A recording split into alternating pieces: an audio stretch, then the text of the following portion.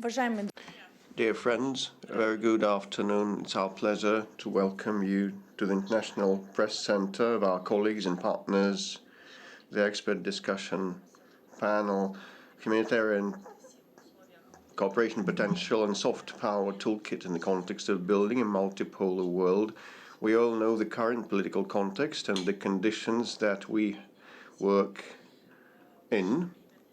But today is the best time, I believe, to implement and deliver the potential of the Russian Federation and the toolkit that we have at hand. And today's meeting is dedicated precisely to that. We have decided to put together the key partners and stakeholders that have been implementing public diplomacy as we see it. And today we would like to talk about the toolkit of ours and how we can capitalize on that in our work.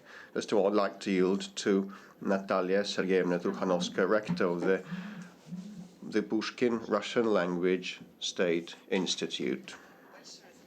Thank you very much, distinguished colleagues, dear friends. I'm delighted to welcome all of you.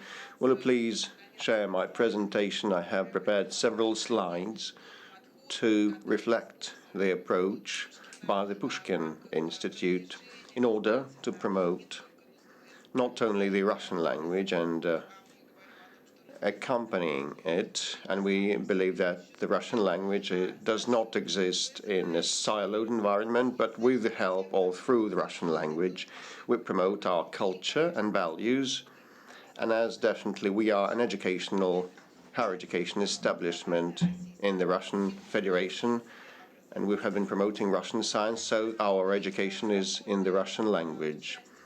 When we toil to popularize the Russian language worldwide, we mean the fact that Russian is not merely a school curriculum subject or a linguistic essence. It is a toolkit or a mechanism, an arrangement, or a framework of principles via which we receive a pragmatic effect that we need. So we consider the Russian language as one of the main tools of cultural and public diplomacy and all the social diplomacy that we have been promoting worldwide in order to implement the international humanitarian cooperation that unites all of us around this table in this room. Well, the command of the Russian language, in particular a high command of the Russian language, is one of the competitive advantages at the labor market, both for young professionals and for entities and organizations by and large. And the Russian language is the basis for mutual understanding and intercultural communication.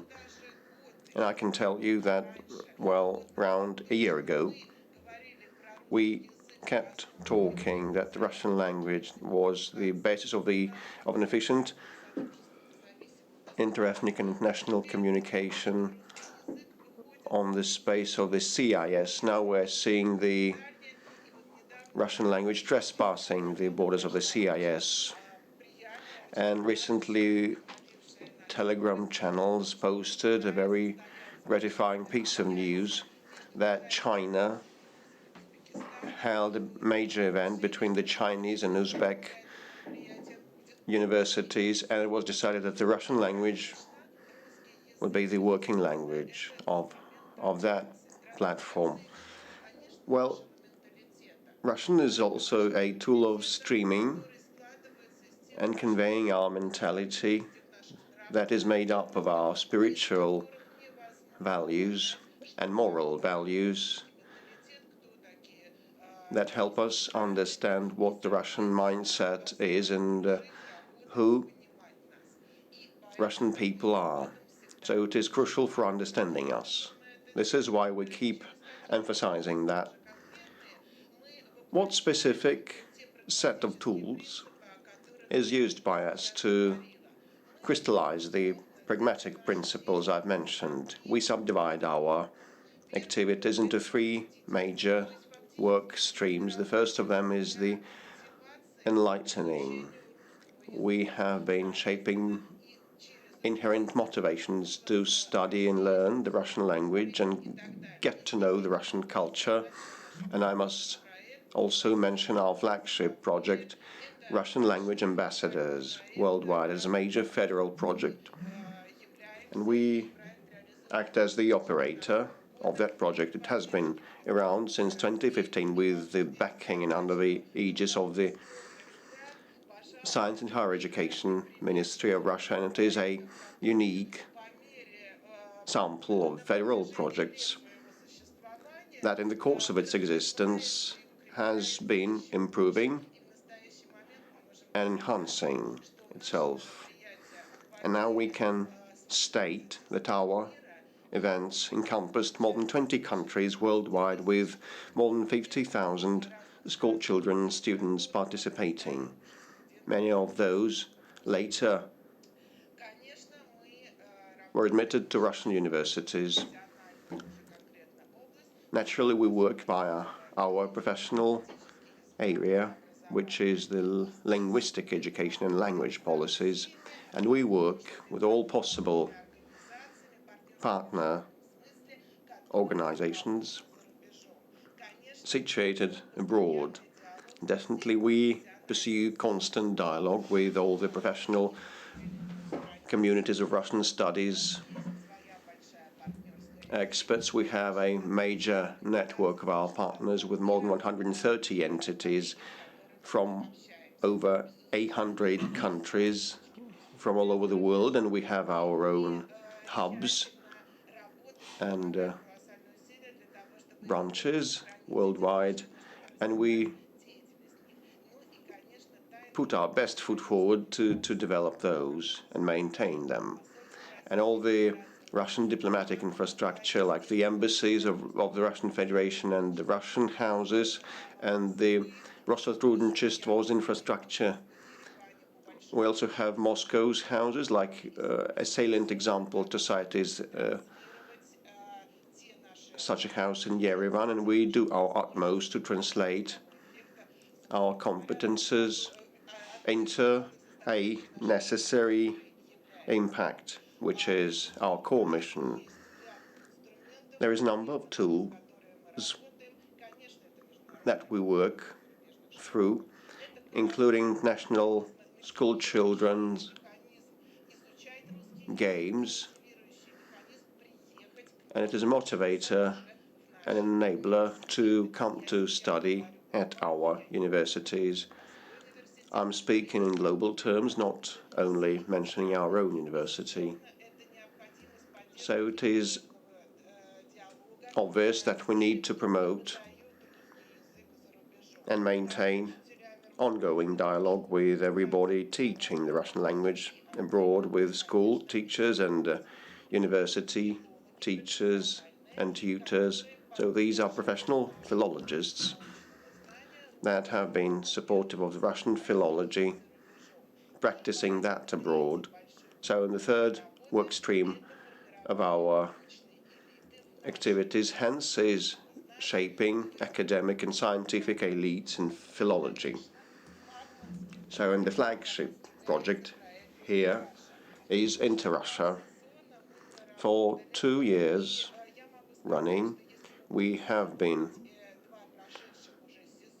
operating, and if we compare the past 2 seasons, I can state an upsurge in interest in 2022, thanks to the activities of the Gorchakov Fund's activity and support. We received 140 applications from different countries. In the second season, in spring 2023, we had around 500 applications, and the competition rate was 20 people per seat. So many of our students presented their academic papers as an outcome, and this is definitely thanks to the InteRussia program, and we believe that for our area of knowledge, this program is a very big supporter of shaping continuity among young generations of researchers that will supersede the prominent and well-established scholars, but someone has to motivate them, and this is why we have been backing high-profile and world-recognized linguists and philologists. One of the platforms for that is the Kostomarov Forum. We have a lot of connections, more than 20,000, and lots of offline participants, and the outcomes and the findings of our research work should always be published. This is why we have our professional journals, the Russian language abroad. It has no peers, no analogues worldwide.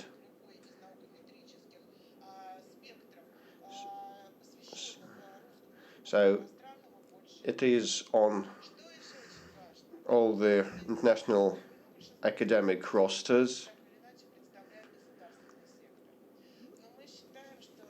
The journal is under the aegis of the State Commissioner for Academic Degrees and Titles. So if we believe, what we believe in is private-public partnerships, so we should definitely encourage more agile and flexible academic, non-governmental, non-profit organizations. And with the help of the non-profit sector, our public institution could deliver much more. Definitely, the Gorchakov Fund is number one of our partners, but apart from that, we also cooperate with other non-for-profit entities. One of them helps us promote the Russian language in CIS, and the other has been spreading it in Central and Southeast Asia.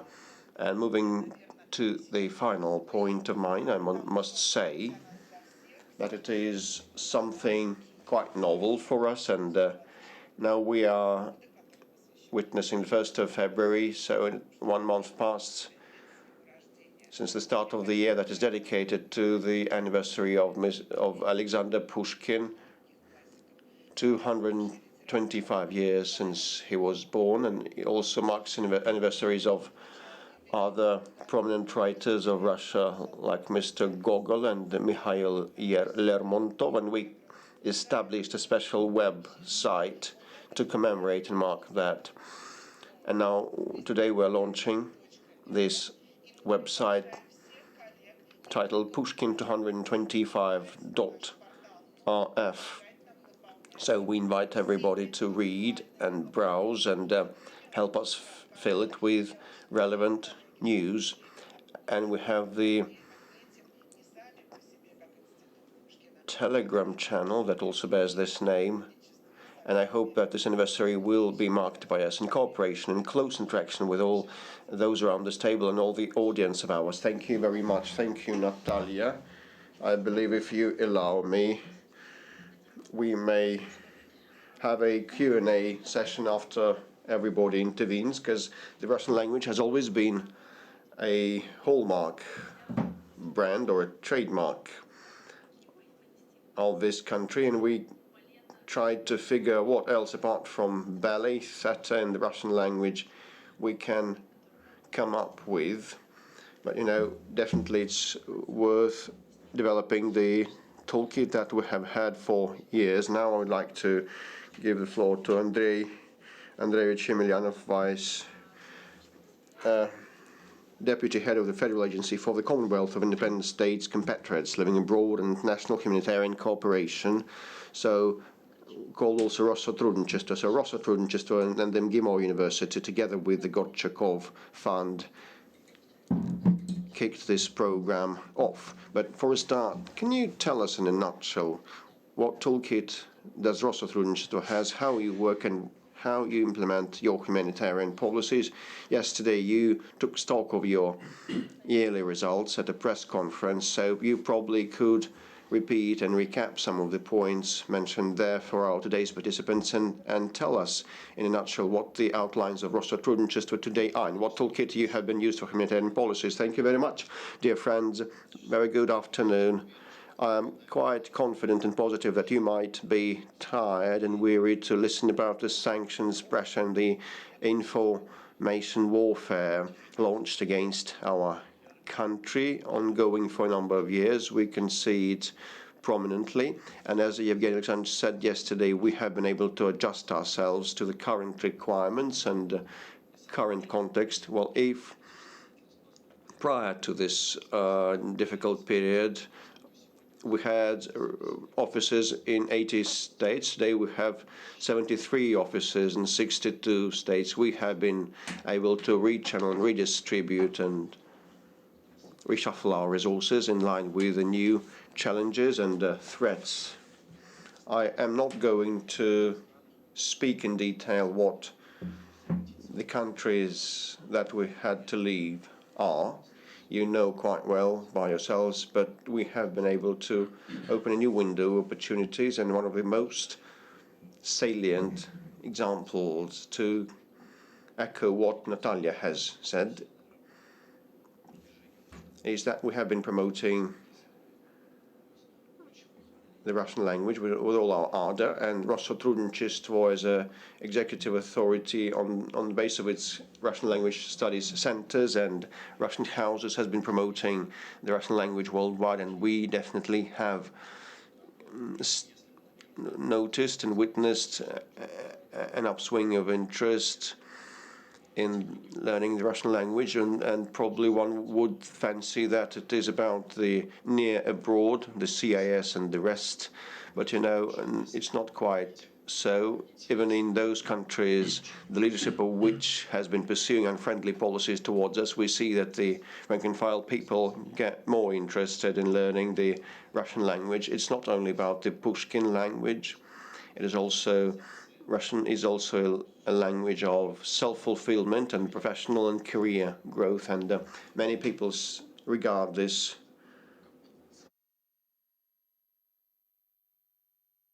as a potential for their further advancement, and it is a good foundation for close and forward-looking humanitarian cooperation with such countries.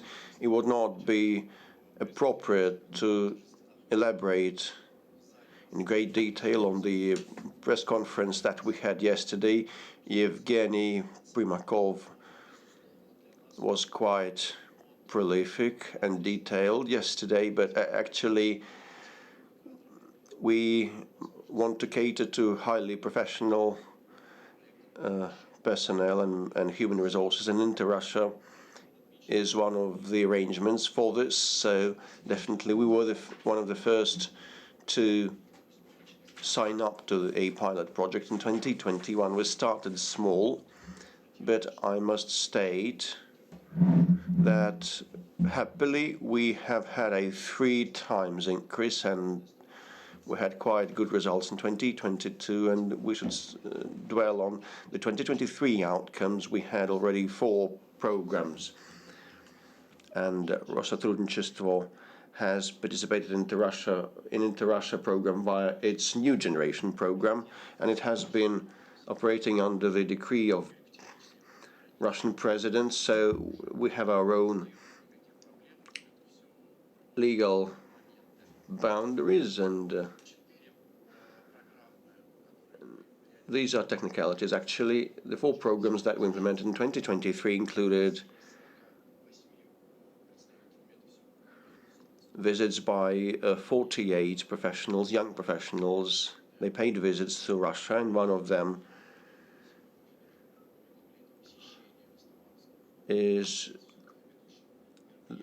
the attendance of the Kostomarov Forum, which is the leading event to promote the Russian language.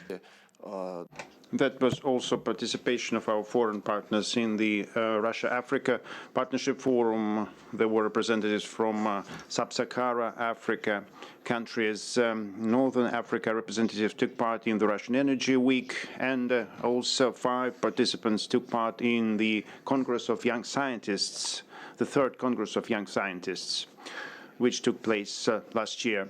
It's very important to note also that all those programs are not finished only by the report of their participation. They all have some scientific background or scientific project or paper, and this is a basis for a long-term and correct work in this area.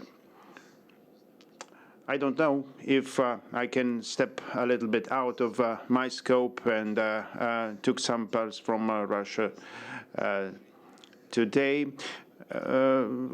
Agreements were signed between information agencies, and I believe this is a very significant result of this work, because we all speak about information work, working in media sphere, and such projects and participation there of people who are quite open and objective in considering processes and modern problems and challenges.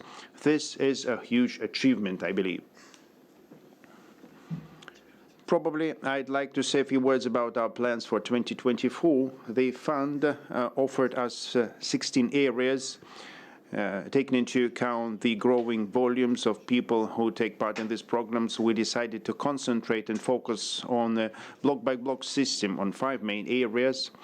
These are doctors, scientists and technology, education, journalism, and international relations. Of course, we count on your support, and we are thankful to our traditional partners, the Pushkin Russian Language Institute, Moscow, Institute of Foreign Relations under the Ministry of Foreign Affairs, and we think this year we surprise you with new partners which were not existing in our agenda before. We have all prerequisites for that, and we have full understanding how this program will be implemented. I was mentioning, I'm not going to mention this as a problem, and vice versa. This is our desire to be more active in this program. So the program that we've been working on, the new generation, we try to harmonize as much as possible and make it in line with the InteRussia program. We have a need to extend the stay of program participants on the territory of our country. We'd like to expand also our own timelines. These are the main goals we set for ourselves, and to be deeply involved in this program implementation. In all main moments and aspects, I think I finished. I'd like to mention once again the press conference yesterday that Mr. Primakov stopped on the points important for us at Rossiya, and I will be grateful for your questions on the topic of today's forum. Thank you very much. This is true that the combination of so different organizations allowed us to make this program a special one. And in those places where also Trudnichestvo is strong, helps us where you have limitations, some bureaucratic or statements, and we will give you a hand. That's what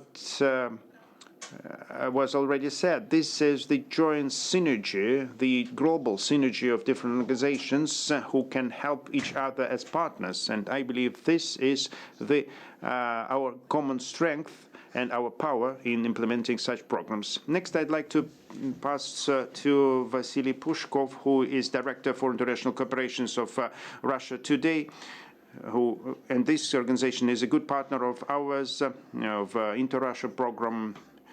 We've been mentioning many times your blogs. We cooperate. That was our first experience of interaction with journalists in this format, and I believe this was one of the most successful programs of ours. To touch and feel the journalists, it's easier, it's more understandable, and for sure at the very first glance you see this feedback that you get from journalists. And the agreements you're mentioning are the results of our joint work.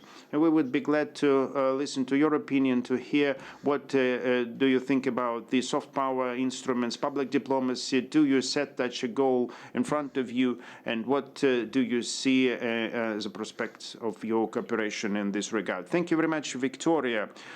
And on the rights of the organizers, I'd like to thank you that you select this platform for your events. Synergy is our second name, and all participants at this table know it for sure. I'm sure that Mrs. Trokhanovskaya remembers that we were ready to work with them at the Day of the Russian Language, and we're always ready to support them. And we've been connecting half of a planet and to this event. We are very active in this regard. We're always open to the dialogue. The only thing is that well, I don't want to be criticized or beaten here, but in terms of the public diplomacy, the media, the mass media, is rather a candidate for the first place in its importance, and not because we all used to think about. You were very correct by saying touch and feel journalists, but everybody touches journalists very, very unisidedly, if you may. If we do something good now, we think, and we will invite those people with pens, and they will write something good about us, everybody will be happy, and we close this point for us, and we finish it.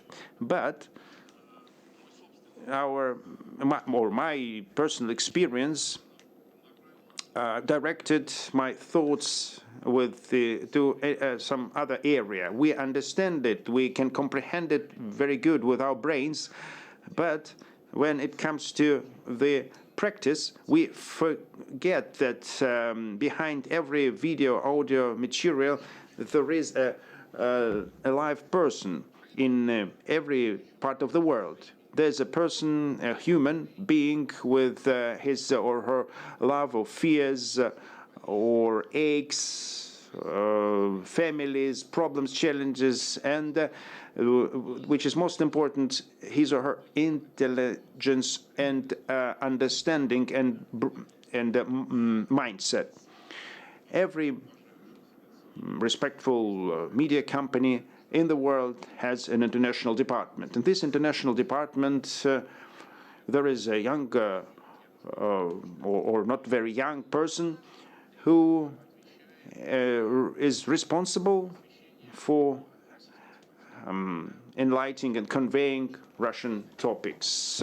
If the company is bigger, so the department is also bigger, if we look at it in a simplified way. No matter whether speaking about China or Botswana or Chile, this person more or less understands what happens in Russia. He or she understands more or less our traditions, probably our strategic interests, where are we going from and where are we heading to. And with the beginning of the special military operation, just because we've become the most popular and beloved topic in the international media sphere, well, almost everybody started and decided to write about Russia. They decided to enter this trend and start writing or filming materials about Russia.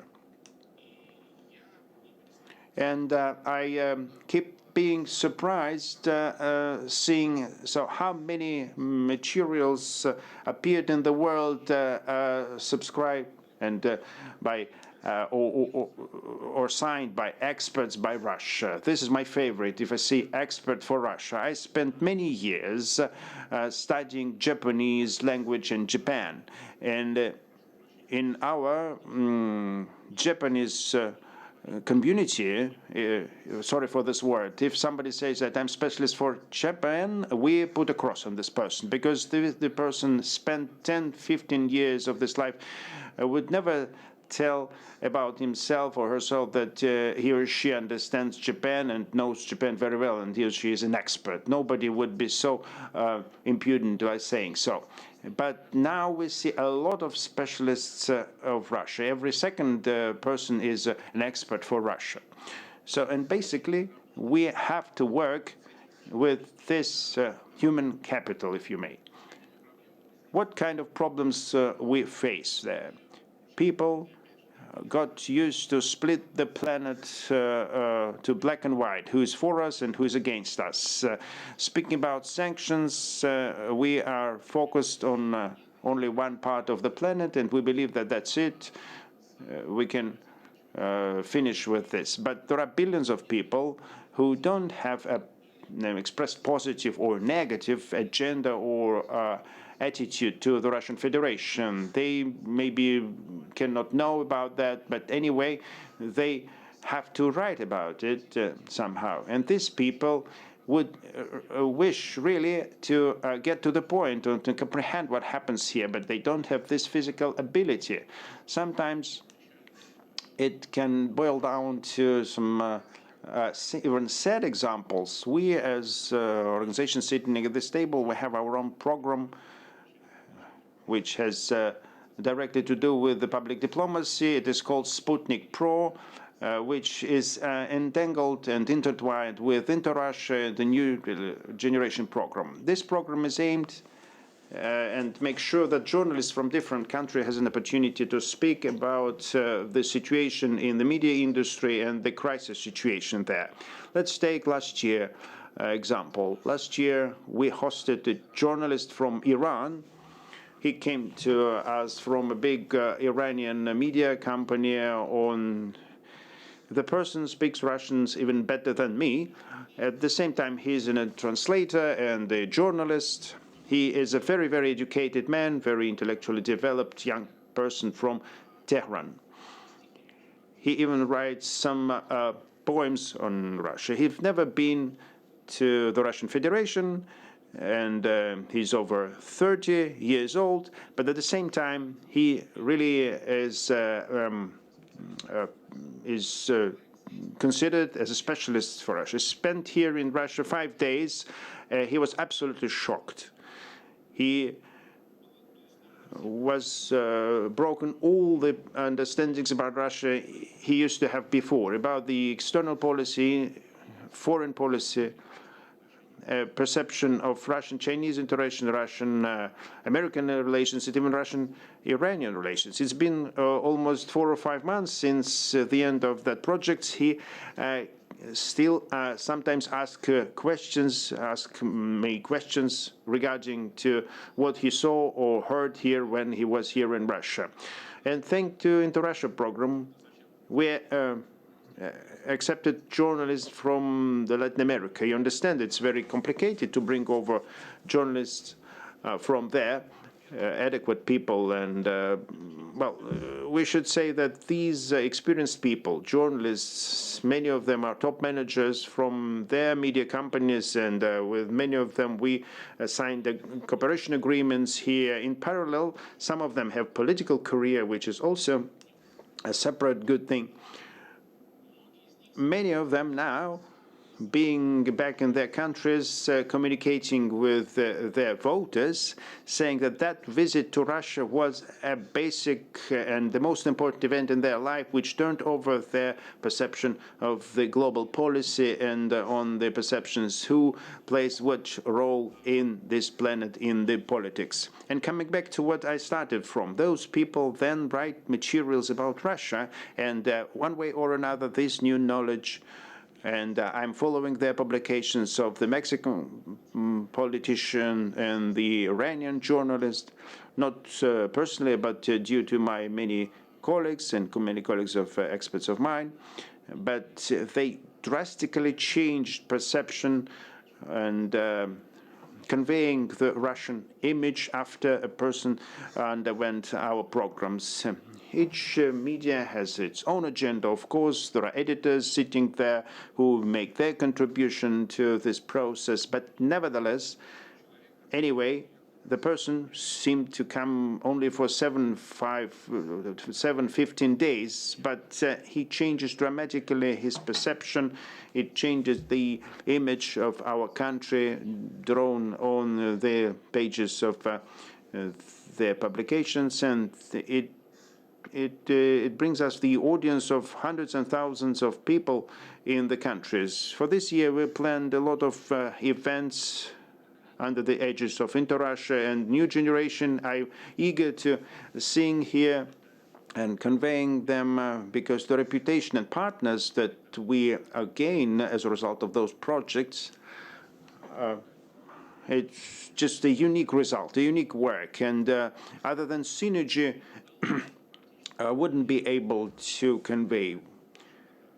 So I should say that I agree, this is a unique work. We are sincerely and grateful for that. And once again, I'd like to stress that mass media is the key element of the public diplomacy. Thank you very much. Thank you very much, Vasily. I think that those preparatory work that we made in the previous years would only expand the regions we will be going into. And I have to say, honestly, there are topics that we are more or less understand where to go to, but we have comprehended a lot by thinking which areas we should develop further. And one of those areas popped up all the time. This is medicine and science in the area of medicines. We didn't know how to approach this topic a long time, because this is one of the most demanded, one of the most non-politicized, and one of the most, as we were thinking, working ones at that time. That was the most difficult program, I have to admit, to implement, just because we didn't know how to make sure that this program would be of demand and useful and interesting for our foreign partners. And in this project, if we didn't have such a program, such a partner as the section of First Moscow State Medical Universities, this program wouldn't have happened. And we had a pilot in 2023. And if you allow, I'd like to pass the floor to Andrei Svistunov, first vice rector of this university, who was the title partner and who gave us this opportunity to implement our first pilot in the area of medicine. Hello, dear colleagues. Thank you very much. I'm a little bit surprised that medicine turned to be so closed and not accessible. Probably that means that it's our fault, then we don't work enough in this sphere. I should say here that for us, taking into account our experience, international cooperations in the area of medicine has always been a multifaceted and multi-sided activity. It had a lot of formats of training and retraining of medical personnel and doctors in the area of clinical medicine. It was also extended to the area of medical science. And today, Mrs. Tikhanovskaya mentioned the value they found in the Russian language, and you made me think that we also have our value in our activity, which is humans' health, the health of the nation. And as you mentioned correctly, this topic, this value, cannot be damaged or limited by any sanctions. And this is really true. The experience and the practice shows that. As for the set and acceptance of foreign students and scholars in our university, we have the maximum number of them. We have more than 5.5 thousand. Traditionally, medical track is the most demanded in the area of training in all profiles, in all science and knowledge areas. We keep the pace there. Moreover, we managed to expand our geography due to the strengthening our accent on Asia, Latin America, African countries. And it's not like we are glad to have sanctions, but they did not influence the system which have been built for years, and they didn't influence the reputation of our university and any other universities dealing with the training of medical staff in Russia. As for our interaction in the area of clinical medicine, this is a huge area of our activities. It is still strong, and it is even gaining the momentum. It gets new focuses and accents due to the development of high technologies in medicine, in seeking for new ways of diagnostics and treatment. Just a recent story with the new coronavirus infection, which hit the whole world, and for sure, everybody was united in this activity at that time, and now we keep working at such formats like international medical symposia. We were the initiators, and Minister of Health supported us, so we continue this interaction very actively now, because any country, any nation needs efficient ways of diagnostics, treatment, and keeping the health and well-being of the population. This area is being under active development. In the area of medical science, a lot of things were done. We continue working in the country, and in particular in our university. These are direct contacts to other universities from other countries. This is creation of mirror scientific labs, a new area which has been built probably in the recent 5 years, is creation of medical scientific consortia. And now we have an initiative by the Chinese partners of studying the human phenome, and the Sechenov University has joined the consortium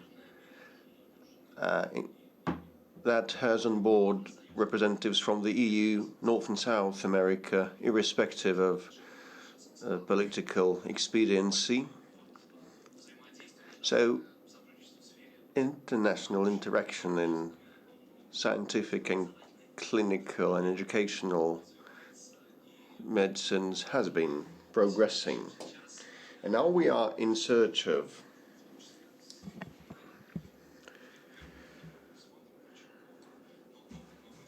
new formats of cooperation, and we have been able to find some with the help of the Gorchakov Fund, and we have had a 10 years track record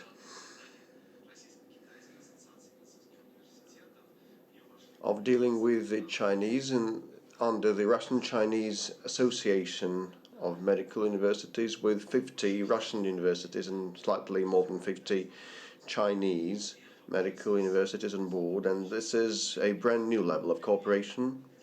It is not about direct academic exchanges, but rather it gives us potential to shape and establish professional panels and teams in clinical matters, in research and personnel training.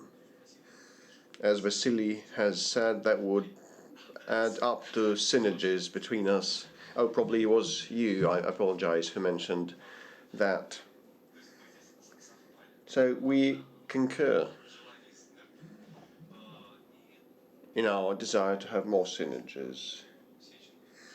So in the first experience of ours, the first exposure was in September last year.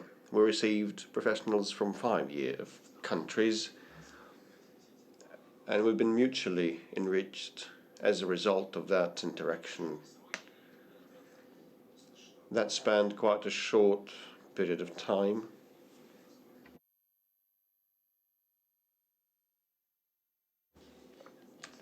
And we could also look into possible expansion of this format.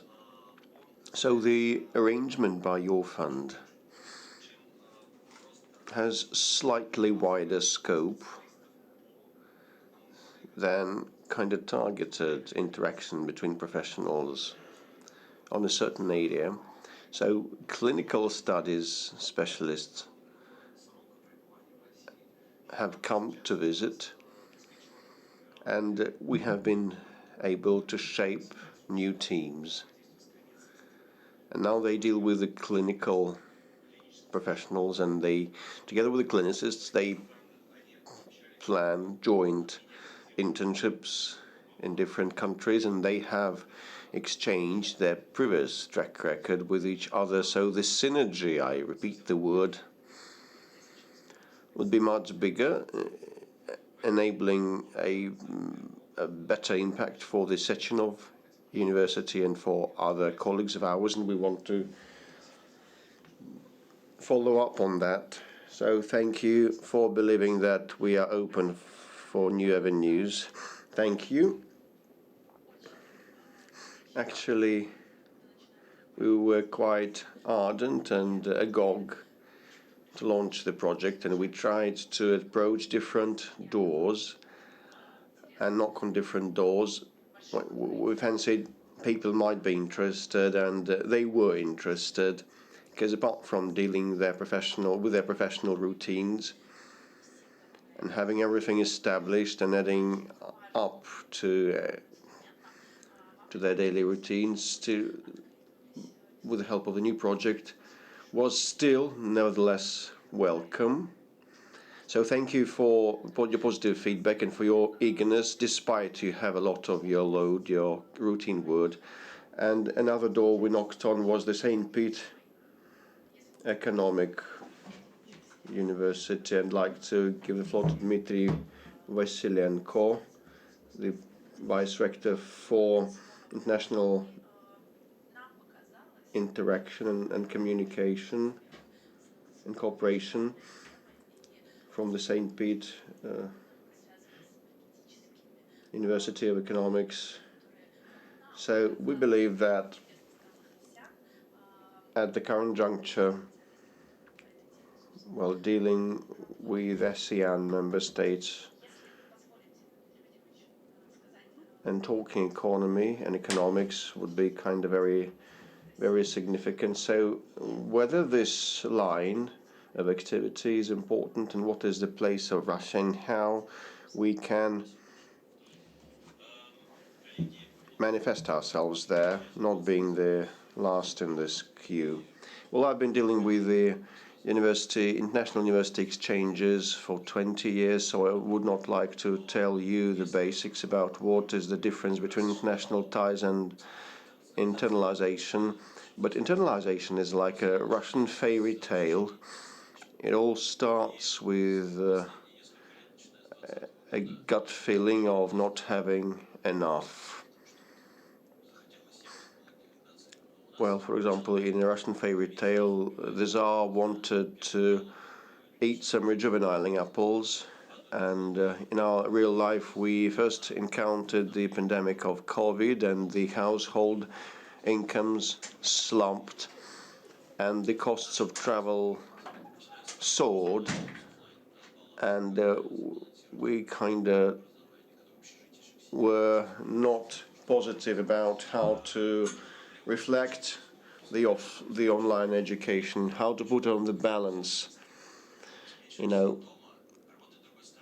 what about the brain drain? Previously people physically left, and now people stay at home but work for different companies or institutions worldwide. So it might be a brain drain, but still he or she spends the money in this country, inside this country. Up to 95% of the partners from non-friendly countries suspended their relations with us in the first couple of weeks of the conflict, and the professors, the teachers and the students had to abandon that and leave us because they had been compelled to do so.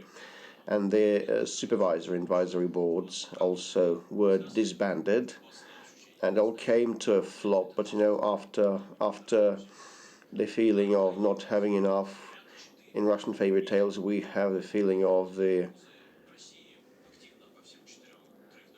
thirst for travel, wanderlust, and well, people might back then want to close down all international cooperation and fire the vice rector in charge of international cooperation. We had such a university in the northwest of this country, but they have already reinstated that. Well, out of 100% 5% of the Earth's population, we have 2% of friends and 2% more of sincere enemies, and the rest, 96% of global population, do not know the first thing about us. Another option is to come back to 2019, wait and see when we return to the previous state of 2019, but it is fictional, I think. Or you might run around and tour different universities trying to approach them. But East is tricky, and approaching Chinese and Japanese universities is not always simple. You have to win their trust and earn and garner a reputation. And the most feasible option that the colleagues across the board have been implementing is to capitalize on the huge expertise that we have accumulated over the past 30 years with friendly and unfriendly countries, universities, on friendly platforms. And the geographic footprint has been altered, and American friends of ours say that we keep living in a disrupted world, and in such a world programs would easily be altered and need constant overhaul. Now you sell the finishing without the filling to the market, and a program will actually last a year. You're able to sell and tear out your program once. It is as simple as selling an expired yogurt. So actually more practically oriented formats deliver best and have the best uptake. But actually we are trying to operate on markets with very low capitalization. But everything has to be paid. It's either the universities or the government or the private sector that are to pay. So InteRussia included a domain of energy and economics of energy, and it was a surefire. It was a success together with the Russia ASEAN Business Council, Russian Energy Agency, and the Gorchakov Fund. We have been able to put together 10 representatives of the energy ministries of ASEAN countries, and they spent 3 weeks in St. Peter and 1 week in Moscow. They met the main experts and pundits in the field, and they kept staying together in a huddle, and we have been able to submerge them into our energy context, and they also got to know one another. So the international, inter-country cooperation also benefits us, because the North-South logistics corridor is high on the agenda, but you need inter-regional cooperation also. Central Asia, ASEAN or North Caucasus also must interact and engage. So they should not only drink beer together, but they should actively engage in discussions and in practical work. We also had an interesting experience with enterprises. The enterprises on the factories were used to receiving students and telling them the first thing about the pumping station. But when new professionals came, they were ready to say the same story, and all of a sudden one of the Myanmar people asked about the functioning of the valves, and so these were quite knowledgeable and savvy people. But apart from InteRussia, we have a lot of other things. In St. Pete, for example, the International Gas Forum is held annually, and since 2015 our university has been in charge of the Youth Day. Well, it is a huge program behind in the spring. Young researchers and energy professionals and economists apply. In the summer, they study online, meeting the leaders of the entire world, from the entire world. 235 people later were sent to the gas forum, and they they get to know the industry leaders and they play different professional games and they actively exchange.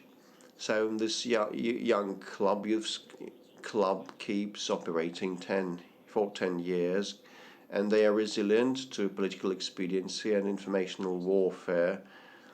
But that brings us back to the fairy tale once again. And actually, we have turned into the protagonists of the fairy tale and the main assistant and the magic wand also, or magic potion. So we take our legacy product and move it to East Asia and implement it with our Eastern partners on a neutral platform, and they are eager to do so. Our previous partners are okay, and our new partners are okay. Everybody's happy. So when things settle down, we want to, our eagle has two heads and two wings, so we want our eagle to look in both directions, east and west. Thank you very much. Your program was quite special for us. You had an educational university and a business community on board and corporations, and this was one of the first project where we had collaboration. I apologize for the foreign word before the head of the Pushkin Institute of the Russian language. But we actually had it through because we came across the Business Council of Russia, ASEAN, so we figured that this might be an efficient council, an efficient format. And actually, I'd really would like to give the floor to Akaziv Daniel Yasevich, Executive Director of ASEAN Russia Business Council. What is the role played by the humanitarian cooperation to shape a favorable business environment between Russia and the ASEAN countries? What is the importance of the role, and do you think this tool is efficient nowadays? Thank you very much. I will speak from the business perspective and talk about how Russia cooperates with Southeast Asia and ASEAN countries. So the intercultural bonds and ties that we have had and the humanitarian cooperation that we have at hand is significant for us inter alia and specifically in our business interaction. So the program you have mentioned is a vivid example to cite. So these 10 people came to visit us and we talked important matters dedicated to the energy efficiency and energy security and our transition to the carbon neutrality. And these are the topics that are high on the agenda today and here. On our platform, they began talking between themselves, and ASEAN is an integration group and they have deep roots of integration, and they advocate for inter-regional connectivity and try to bolster that, but still they have gaps in informing each other about their different projects and ideas. And it turned out that we have become a unifying platform for them.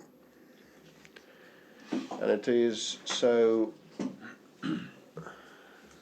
gratifying to note that different respected, renowned universities and the Ministry of Science and Education of Russia signed up, and the ASEAN body in charge of energy strategies, all the ASEAN members also enrolled, and actually we received positive feedback from both the ASEAN Center and the specific member countries, and today we have had an upsurge of interest, and we expect the energy ministers in the private sector and the ASEAN Secretariat to double down on their participation, and we'll see the doubling number of applications. And the matters that we talked are of interest for our side as well. And we actually want the Russian business community to show more interest, and as they should consider this program of internship or fellowship as an arrangement to promote their own investment projects and initiatives. This is what we work for, and actually we exchange knowledge, not only with respect to supplying energy resources, but we also tap into each other's expertise, knowledge, and technological advances. So humanitarian interaction would flourish with the help of this arrangement, and we are able to quickly and swiftly and efficiently enter the Southeast Asian markets, and for them that would mean a huge new window of opportunity to get access to our knowledge and expertise. Thank you very much. I believe that with every program we will have more and more potential participants, because there couldn't be better advertising as the talk of the participants of the programs, and we can tell you a lot about how good the program and useful is, but only the participant who took part in this program can give his or her objective assessment of those programs. Now I'd like to pass the floor to our partner, who was one of our first partners. I'd like to finish our first block of our today's meeting with the discussion of partners who already took part in the programs, and then make a presentation of the program and give the floor to our new partners who joined this program later. And one of the three first partners of ours, apart from Gorchakov Fund and Rossotrunictvo, was MGIMO University, with which we started from. That was our first program devoted to the international relations specialists, and we were not difficult to implement it, because we understood the topics which were on the agenda, what was really challenging and what had to be studied. Russia had become very popular as a subject of studies, and it turned out that experts who understand and study political processes happening are quite a few. And the first program we've been implementing with MGIMO Institute, and the operator was IMIM Institute, and it was dealing with the whole substantial part of this program. I'd like to pass the floor to Vyacheslav Sutirin, Director of the Center for Scientific Diplomacy and Prospective Academic Initiatives of MGIMO Institute, Ministry of Foreign Affairs, who are operators from the partner side, and they took their responsibility, and they committed themselves to be the first program, and it was really a success, and we believe this program has to be extended. Now we have two programs with MGIMO. So Mr. Sutirin, you have the floor, please. Thank you very much, dear colleagues. Good afternoon. Now, in the area of international relations, it is a tradition to speak about the transformation of world order, or just about a breakthrough point. A huge role is played by the global majority in this pivot now. The majority of populations live in countries which do not support sanctions, who extend cooperation with Russia. And the most important issue is here in building up this global majority. We believe that these are very versatile, very different countries who are not united now by any consolidation. But this consolidation process is going on, and we see it on the example of growing number of applications for BRICS and other associations where Russia plays a leading role. And the most important role is taken by the world vision and educational and scientific aspect. Even the collision of ideas of multipolar and monopolar world is also a philosophical standoff, if we may call it like that. And the role of experts and scientists is to comprehend the changes happening in the world and propose the image of the future, or the picture of the world, which can combine the global majority countries given the dignity and leading role of Russia. Now, InteRussia program here for us is not just an important area of our work and activity, but a very precious instrument and tool of building up interactions and cooperations with the experts from different countries in order to build up this global vision of our future world, global approaches to explanation of those changes happening now and their reasons. And the most important prerequisite is here to communicate. What we really pressure within this program, we're really grateful to Gorchakov Fund for its unique design, in the sense that this program implies a huge and in-depth delving into the topic. Participants take 6 weeks here, and the first waves were devoted to our colleagues from the post-Soviet state, and then later we understood that this program needs to be expanded. Now the geography of our program embraces all continents. We have participants from 22 countries of the world. They came to us, to MGIMO and to Gorchakov Fund. They had a very rich program. Within those 6 weeks, they take part in different events in different think tanks and institutions of Moscow, of Russia. Last year, it was very precious for us that apart from the measures in MGIMO, the participants and the researchers took part in Primakov readings and in the Congress of Young Scientists. They took part in events devoted to the multipolar world. What is important there? We see Russia in the global processes and how other scholars and researchers consider it. A lot of things worked out by Russian international experts and in the expert opinions from our young experts under 35 years of age. These are quite young researchers who have good understanding of the global agenda. They are deeply involved in this topic. Some of them speak Russian, some not.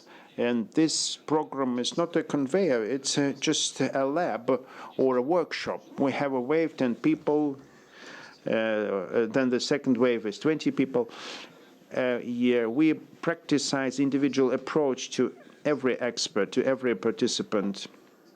We have a tutor for each expert, and they work 6 weeks together, and as a result of the program, each scholar presents a draft article, and we really get the result, and the result is a publication, an article in scientific magazines. And as a result of 2023, we prepared 20 drafts and 20 manuscripts of articles.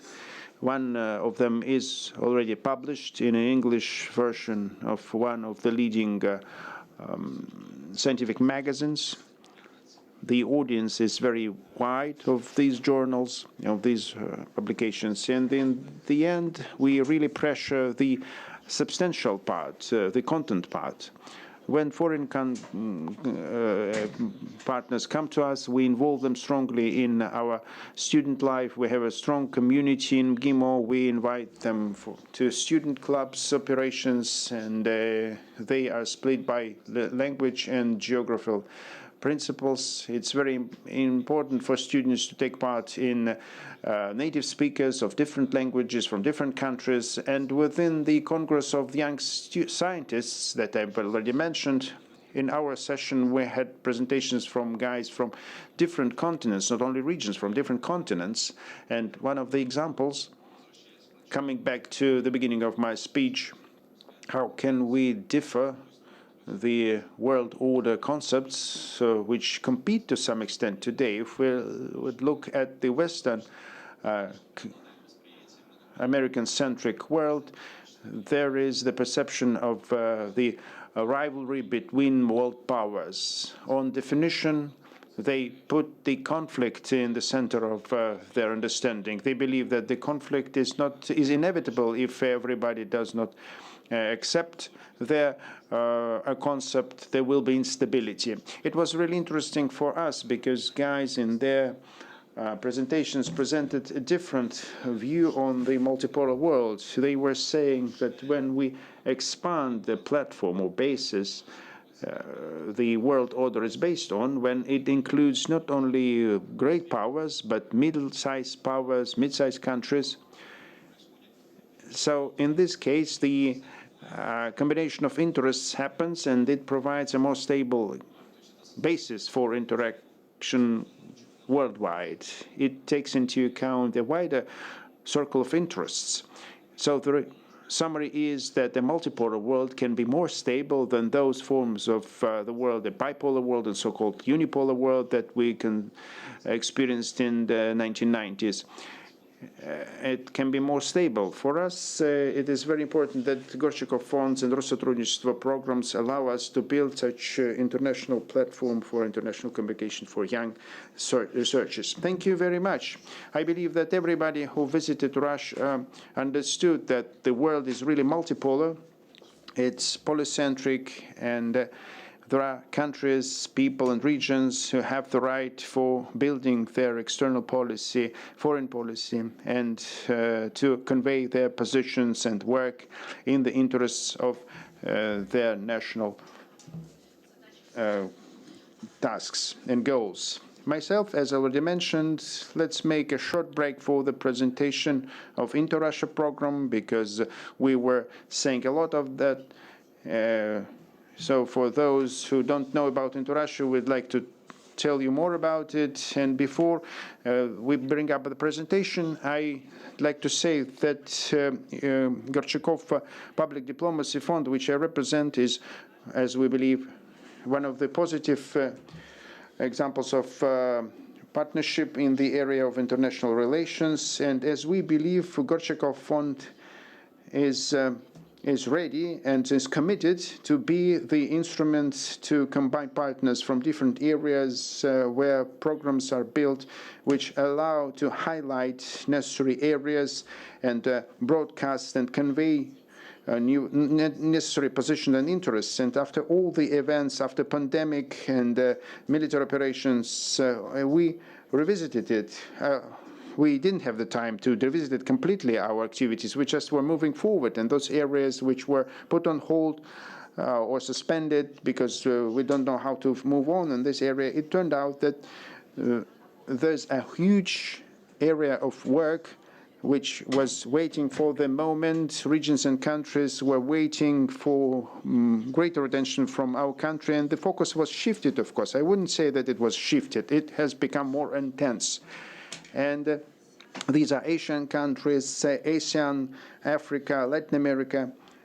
And it might seem that that was a rebuilding on the fly. But in the fact, my colleagues will confirm that that was a natural way of coming closer to those areas which were ready to work with Russia, independent from any political situations which happen around us. And we ask the question, how can we accumulate those areas and spheres of activities that Russia can be proud of, can boast, can bring as practices, as cases on which we can base. Russia has a huge amount of achievements nobody knows about.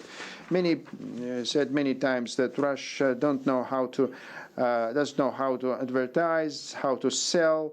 Probably we just show the model and involve other people in the professional activity, which we believe is worth to be broadcasted and conveyed. That's why the InteRussia happened. We decided that we're ready to help partners to unite, who know how to work with foreign experts, foreign specialists, and who know how to move forward.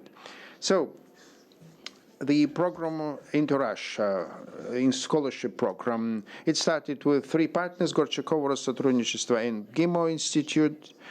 who started to implement a joint program. What was the specific feature of this program from other countries in the world? This is one of the first programs which is not specialized on students, it is specialized on young professionals. These are people who are already in profession, who understand their career development and their track and want to expand and improve. As the experience of previous years showed, the people who want to develop their profession and be more competent, be more of demand in the market, they will always be striving to improve their qualification and improve their qualification on the Russian institutes basis, who are very authoritative and progressive. Those specialists went for this competition and they wanted to be part of our programs. Who are those people? As already mentioned, these are young specialists in all areas we've been discussing today. They are absolutely different. They do not have anything to do with each other. And the key role is played by our partners here, who are specialists and experts in this sphere, who are responsible for the contents of the program, for its filling.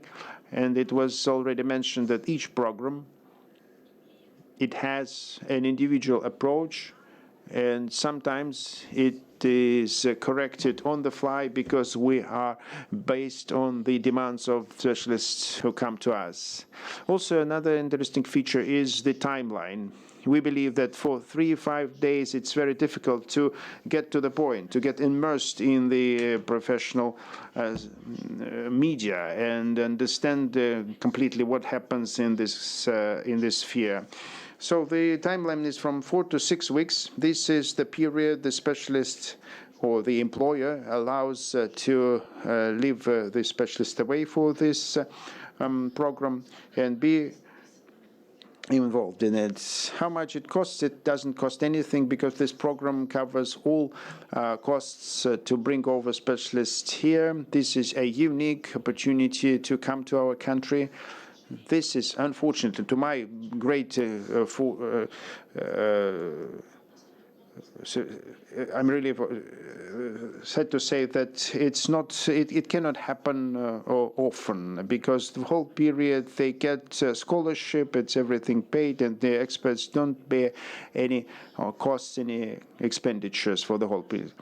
Where it happens on the basis of our coolest partners in the country, the partners who know what they're doing and know how to move on in this area, and they are very versatile in topics. It's medicine, Russian language, energy, economics, humanitarian sciences, because we're expanding our geography and our partners in humanitarian areas.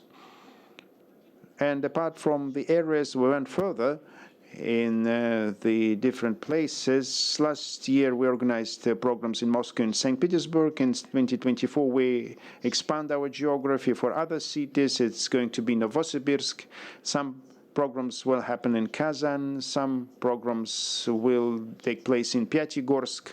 Others will be organized on big international projects, on forums in our country. This is St. Petersburg Forum, BRICS Forum, Far Eastern Economic Forum, to make sure that we demonstrate how strongly our country is isolated to our experts, and they will understand on their own where we are in this area.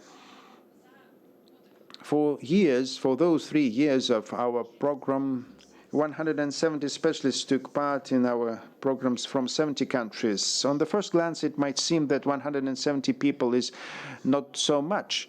But this is the uniqueness of our program, that we do not bring over big batches of people here. We do not organize big forums. It is a individual approach to every specialist who come here. As our colleagues from MGIMO mentioned, each expert gets one tutor or mentor, and not many can afford such individual approach to specialists of foreign countries, and it really gives results. As you see, 70 countries, it tells us that people want to come to us, people want to work with our organizations and with our partners. They want to continue working with them.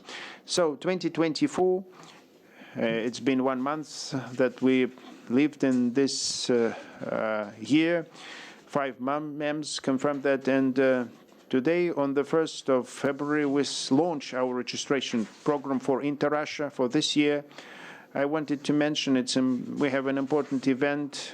The Presidential Grant Fund supported us, and we got a grant for this project, and it's very important for us because in the context, everybody understands the cost of contributions and resources to be invested in this project. And I think that specifically this is very important. This is critical to do it right now without waiting when all political process finish. I think they will not finish. They will just continue, but in a different form. We shouldn't wait when pandemic finished and start from the scratch. We should continue doing it now and go out of the situation, not without any understanding out of the blue, but with specific partners for the future. So 7 areas, they are shown on the screen. We'll have 16 fellowships or internships. We'll have 3 programs in 2024, International Affairs and Journalism. In International Affairs, we'll have a program with GIMO. And here all the partners are presented. I'll quickly go through all these programs, not to take a lot of your time, so that you have an idea what we're going to do in 2024. So we'll have a busy agenda. So International Affairs, and today we will have a new partner, IMMO, and Rossiya Segodnya Media Group is also going to actively partake. We will invite and welcome international affairs professionals. Only 2 programs of ours will be conducted in Russian, the Russian studies, and IMMO chaired program, IMMO-led program, that will also have Russian language professionals from the CIS. And previously we had our courses in Russian, but that was a limiting factor because many people that did not know Russian wanted to attend, but they could not. But many of the former graduates started learning Russian. So anyway, we decided to switch to English, and part of the programs will be held in Arabic and in Spanish. So that is done for the sake of the performance and level of education, because without a proper command you cannot study successfully. We'll continue working with Sputnik, and a new partner is added up, which is RT, to deal with Arab countries, and they will do something that they're good at. We also will have a program on Russian studies, and this is a thing that I keep highlighting and emphasizing. It is not a program for Russian teachers. When you see Russian studies, you think it's upskilling the Russian language teachers. Actually, no. It is a program for linguists or philologists that treat the Russian language as a domain of academic or scientific knowledge, and the main partner will be the Pushkin Institute and Rossiya Segodnya Media, helping us to deploy the program. Next area is energy, and this year we want to embrace new regions. Actually, the problem is not about inviting someone from Brazil, Mexico, or South Africa.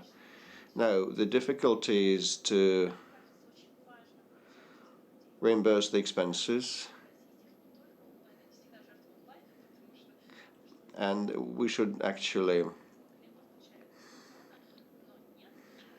guarantee their offline presence, because all the programs presuppose physical attendance. So we actually hope to be able to expand our geographic footprint. Our next program is on medicine. We are expanding here. It was a brand new area for us, and we're so happy that doctors are ready to make a pause in their professional routines and come to visit and share their best practices and expertise. So we'll have a mixed program from different countries and another targeted on North Korea. Another brand new field for us is cinema and theatre. These are the trademarks of our country, and we decided to look at those from a different perspective. We invited professionals for a short-term fellowship, but here they will have to learn to interact with each other and attend some of the classes in existent in many international schools, because they are going to take up Russian methodology, proprietary and specific. Another new area for us is engineering, and we have new partners in the face of Skoltech and the Novosibirsk academic town, known worldwide, and we tried to put them together on that platform and share our innovation capability and our groundwork and solutions that we have, so that they can familiarize their countries with that. I will not read down the list of the goals. We know why we are doing that. What is important for us is to not only to ensure that they come and pay a visit, but the follow-up also matters. As we figured how to proceed on InteRussia, we thought and came to the conclusion that the main guarantee of success is when people want to follow up. So this would be their intrinsic motivation, and the Gotchikov fund nudging them probably would not work properly. So if our students and trainees want to conclude contracts and pursue journalism projects, or like, let's take doctors, they know what their motivation is, and these are the strongest, the firmest bonds built upon professional interest, and you cannot destroy these or stem them from the outside if individuals are interested in their professional capabilities and improving those, and want to continue fulfilling themselves in a specific field. So what may the outcomes be for the trainees as a result of the fellowship? It's going to be a root and branch upheaval of all their life, and many of the people that had gone through our internships will not be able to come back to their previous lifestyles. Saying that you understand the country is, a very conceited statement. But when you end up in an environment where you are treated with respect and a lot of attention is paid to your personality, that helps you build professional relationships. And many professionals will then after enter Russian universities and get contracted by Russian agencies and organizations to pursue their development in order to polarize and popularize our brands, our national brands. So we should not tell anyone that we have the best medicine. Just let them find this out. Let them check with their proper experience. So I conclude my presentation with this, and you can see the contact details. And today we are launching InteRussia, a new InteRussia website that will put together all the partners of ours, so that the stakeholders should not get lost. All our content has been translated into the English language, as if they want to delve into the activities of organizations, they will do additional follow up and look that up, but the first entry point must be quite simple, and this is why today we are launching registration or enrollment for 5 programs on the special web portal designed specifically for InteRussia, and we want to be professional in any minor detail. But the theatre starts with a cloakroom, so at all stages of our program and joint projects, we would really like people to feel at ease and feel that they're treated with professionalism. This brings me to the end of presenting our activities for this year. Нашим новым партнерам, которые в этом году впервые к нам подключились. I'd like to give the floor to our new partners that are connected today and that have enrolled this year for the first time. I think that they will go out their comfort zone, and it's going to be a brand new, reinvigorating experience. And Skoltech and will be represented by Denis Valeriyevich Stolyarov, Vice Rector for Student Affairs, Skolkovo Institute of Science and Technology, speaking on digitalization and new technology solutions, a new reality of humanitarian policy, whether we can reconsider these solutions. Thank you very much, Victoria. I'll probably be brief. What is noteworthy, according to the World Bank Group, back in 2022, Russia made it into the top 10 countries on digital technological solutions, and the past 2 years only proved the point. If we speak about engineering or technical careers, our technology leadership helps promote educational courses and programs, but with respect to exporting education, and Skoltech sees it as its mission. Well, Skoltech in a nutshell, is a young institution established in 2011. Globally, universities younger than 50 years of age are considered to be young, so we are on Nature Index top young universities ranking, and we're proud of that. If we talk about exporting education, I must say that we are an international institute. 20% of ours are international students from 49 countries, and we even had around 60 countries in some years. So we have been exporting education for a while, and we came to infer, well, first of all, which product we're going to export. And we are unique, as all the programs of the Russian language of Skoltech are delivered in English. Today, English is the language of science. I hope that Russian will supersede English in the future. We'll work for that. But today, with the help of the English language, we can expand our audience. We can see students from worldwide, starting from Southeast Asia and Latin America, coming to this country and saying, we never thought we would come to study to your country. They did not know the Russian language, and Russia is not on their decision-making map. And when we speak and tell them that you can come and study in English, they become excited and they're eager.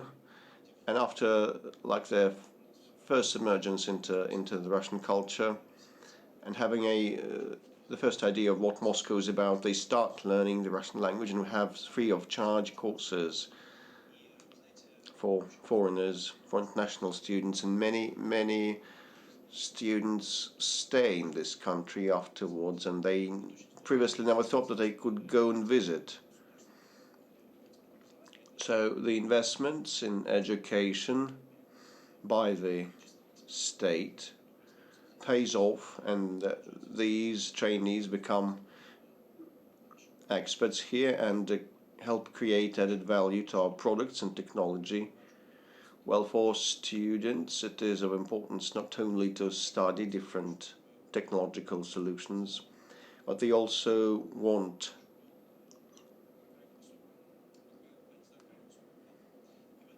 to see the bar of the education courses set quite high. And we have the fully digitalized acceptance process, admissions process. We had applications from 121 countries, more than 300 applications from all the continents, but for Antarctic.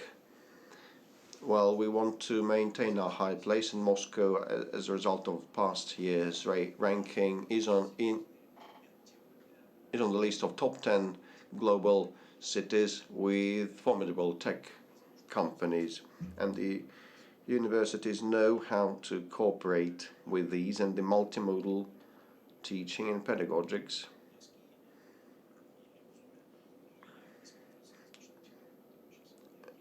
Adding generative neural networks and RVR, not only online and offline, is something that the prospective students are interested in. But if we talk about STM education, we want to show young people how to change the world.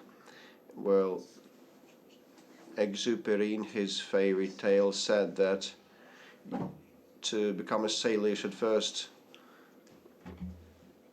learn to dream about the sea, not chop trees to build ships. And you know, all the guys will come to visit agro, biotech and wireless technological solutions, and they will study our innovations workshop course. This is a mandatory course for all masters, future masters, and they are to shape a interdisciplinary team composed of physicists, biologists and data science professionals, and coming up with a industrial model or sample that they will present to experts. Many trainees get inspired because they figure that in a month's time they have been able to create a product that generates interest, so all of a sudden they understand and become aware that they can themselves establish startups. It's not only about opening a business, like opening a grocery shop in a residential area on the outskirts is a good thing. It is also an important business, but this is not a start-up. You must be able to get published in scientific journals and generate interest. So our internships allow to do so. So the synergies, once again, I apologize for this word, will help us reach additional results. So promoting Russian education is high on our agenda, and these trainees will become our best ambassadors, and we think it is a wonderful, splendid project. Thank you. We are also equally upbeat about new projects, and the colleagues of RT join in. So I'd like to give the floor to Fahmi Sanmutri, producer from RT Arabic. Thank you very much. It is my pleasure to represent RT in front of this August gathering. Once again, I must echo my colleagues. Today we are living in a context where the West has been trying to cancel all things related to Russia and fighting all these things. So we want really to convey the true image of our country. And our channel may be used as an example of how the West tries to hush down our voice, but we will not give in. Starting from 2018 to 2020, 2022, the RT site ranked first in number of visits and attendance, being ahead of Sky News, Al Arabiya, and Al Jazeera websites. And those have the audiences of tens of millions of people. And the content of ours was the most popular. But after the special military operation was launched, we saw that our social media and news outlets online were artificially blocked. And our Facebook page had 17 million subscribers, and on YouTube we had 6 million subscribers, and the pages were just deleted. The accounts were deleted without any explanation. What we want to do is to help shape a proper image of Russia in the Arab world, as we are RT Arabic, and exchange programs work for that. Well, last year we had 2 programs together with Rossiya Segodnya Media Group, receiving people from Egypt who openly told us that they were afraid to come because you're waging a war, you're a closed country turned inwards, and their relatives tried to persuade them not to go. But when they finally came, they saw quite a different picture, and they called back home trying to explain it to their relatives that things are totally fine in this country. And it's a surprising story. Those people, the journalists, they are people who built the public opinion in their countries, but they were subjected to this propaganda themselves. And to change their opinion, we managed only after they came here to us in person. That's why we're really glad to work with Rossiya Segodnya Media Group, and this year that's going to be a new experience for us to work with InteRussia program and with Gorchakov Fund. And indeed, we have huge plans for this whole story, apart from the fact that it's a big plus for us that we bring over journalists from Arabic countries, not for a short time, but for the whole month. And they have an opportunity to get submerged not only into the cultural life, but also watch the work of our channels from inside. And we sincerely hope that they will change their opinion about Russia, and then when they come back home, they will tell the truth. And it's going to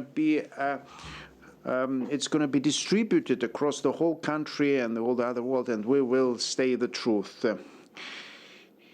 Yes, I'm always surprised when people from Syria and Egypt are afraid to come to Russia. But even if we're able to break the pattern of understanding their country, this will be a surprise. Colleagues, unfortunately, we don't have much time, so maximum 1 or 2 questions we can take, and then colleagues who are going to answer. Please be concise. Let's take 1 question, 2, 1, 2, 3, 3 questions. Very short, very precise, please. Valery Lebedev, Media Alliance of Russian Communities. Last year there was a new notion as international movement of Russian lovers. Natalia was attending this Congress. Did you manage to set up some cooperation and get some benefit for promotion of the Russian language? Thank you very much. Your question right away. Mikhail Vorobyov, Sputnik. Victoria, you mentioned that 170 people took part in the program. How many of them were from the near abroad countries, and how high is their interest from this region to your program? Thanks. And your question, please. Hello, Anton Bednov. What new soft power instruments Russia is ready to offer to the whole world? Thank you. Natalia, can we start with you, please, if you don't mind? And if you have comments to the last questions also, you're welcome.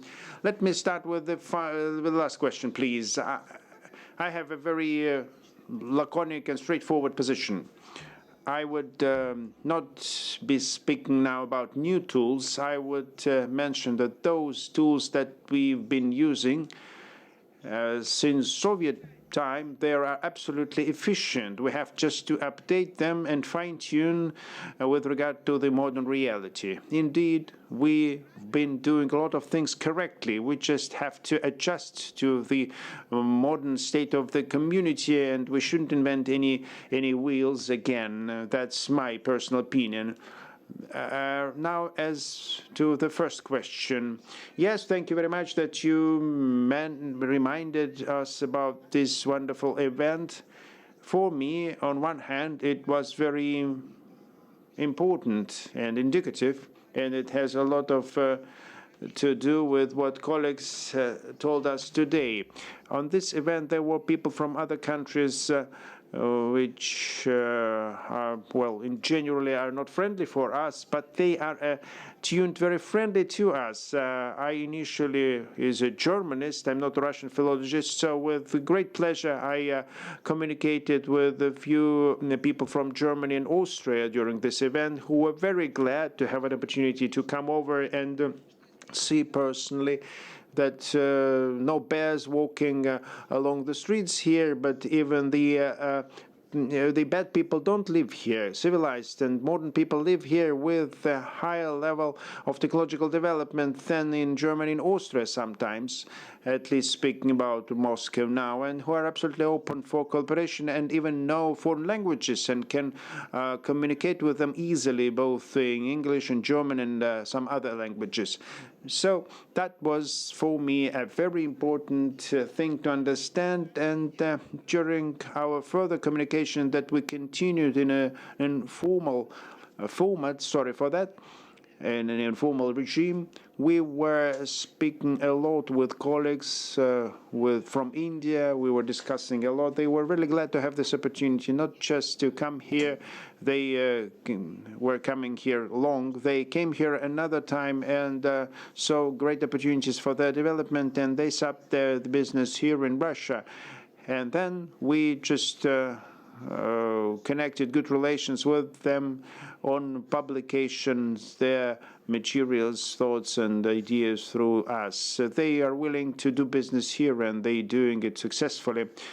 Let me answer briefly to your question. Out of 170 people from post-Soviet and near abroad countries, we had 37 participants. Very short about the logic of our programs. We don't have no priority areas where we would take more participants or less. We have regional programs where we set up the geography and the number of countries we are inviting, either ASEAN or Latin America or Middle East. And within our programs, we do not invite more than 2 people from the same country. We have a huge geography in every wave, and our main criteria is their professionalism and not country representation. So we have only foreigners, citizens without Russian citizenship, and experts who are in line with the requirements of every program. We have all different. A few comments on the third question, if you allow. Natalia, you answered very correctly technologically. I wanted to go a little bit further to not the toolkit is important because you can use different tools for different purposes. But I'd like to mention GIMO here and their mindset approach. I'd like to allow to use a new word. Everybody use synergy, and we use a good word of collaboration. And our country is about collaboration, and our culture conveys this idea. We want to stand together with other countries to solve questions and challenges, and we're glad to learn from them and borrow from them different tools to overcome those challenges. It's not just feudal relations or hegemonic relations. These are absolutely friendly, open relations, warm relations and intentions. Thank you very much. And finishing our today's meeting, I'd like to thank everybody for your time and for partners, to combine partners in this platform was not easy. It was very important for us to show our potential future partners and participants that there are new toolkits And as we think it is efficient, and the growth that happened tells us about the interest from different organizations and companies in working together, and the Gorchakov Fund is ready to play a mediator in implementing different projects, because sometimes we lack some small things to make it really happen, and the Gorchakov Fund is ready to take this commitment. The final thing that I wanted to mention, also answering to your question, for us it is very important to build up a communication and dialogue with people on professional language. We are not ready to discuss something for the sake of polemics without any argumentation and without any subject. We don't want to consider some euphemeric, non-existent thing. We want to speak with people on professional language. That's why here we have those people in this room who promote in every format their activities and do it professionally with good quality.